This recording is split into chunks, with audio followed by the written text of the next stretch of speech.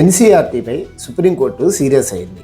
ఎందుకంటే ఇటీవల ముద్రించిన 8th class social science text book exploring society India and beyond role of the judiciary in our society అనే పాఠ్యాంశంలో corruption at various levels of జ్యుడిషియరీని ప్రస్తావించడం.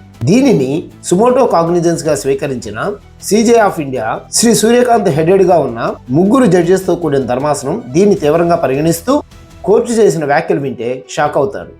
వారు తుపాకీతో కాల్చారు, నేడు న్యాయ వ్యవస్థ రక్తమోడుతుంది.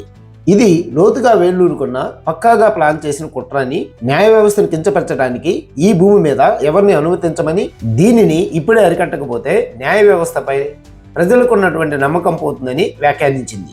ఇది చాలా లెక్క ప్రకారం చేసిన చర్య, బోధన ప్రభావితం చేసే ప్రయత్నం.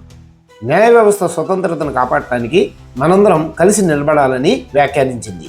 అయితే గతంలో ప్రింట్ అయినటువంటి ఎడిషన్లో డిలేస్ అండ్ జ్యుడిషియల్ స్ట్రక్చర్ గురించి మెన్షన్ చేశారు, కానీ కరప్షన్ గురించి అడ్రస్ చేయలేదు.